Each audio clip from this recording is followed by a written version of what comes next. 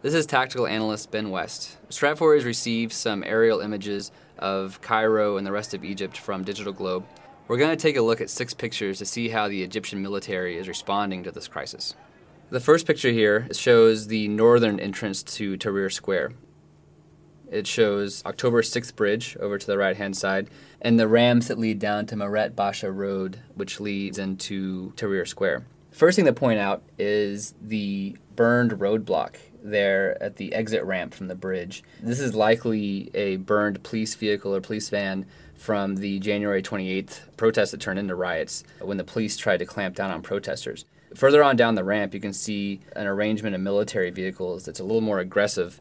This is a more physical blockade of the road. If you look at that closely, you can see that there's no way that a vehicle could get through that. Especially when you compare to the tanks closer to Tahrir Square. These tanks are arranged a little more loosely. This isn't an actual barricade. This is just a presence to make sure that things don't get out of hand.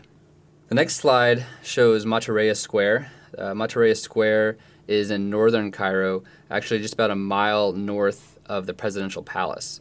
This explains why we see so many military vehicles. You can see 4 tanks on the top of the square and a number of armored personnel carriers at the bottom of the square, and relatively few protesters. The reason why we're seeing so many military vehicles here and not so many protesters is because this is so close to the presidential palace.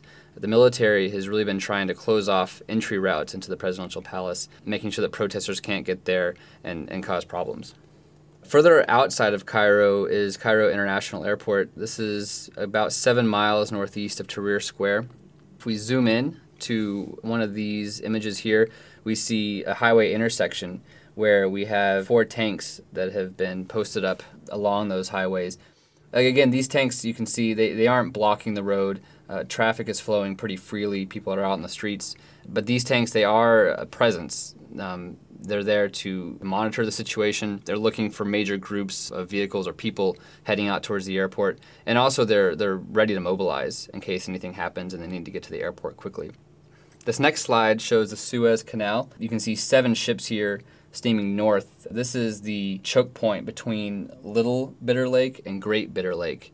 This is closer to the Red Sea entrance of the Suez Canal. And if you look closely at those ships, you can see V's coming off of them, indicating a wake, which means that these are moving. Stratfor has been monitoring the situation in the Suez Canal closely, considering its strategic importance to the global economy. And we've seen no indication that any traffic has been slowed down in the Suez Canal. It's been reported to be running smoothly, and this image here is a good indication of that. Finally, this last slide is the Suez refinery located in the town of Suez along the Red Sea, just at the entrance of the Suez Canal.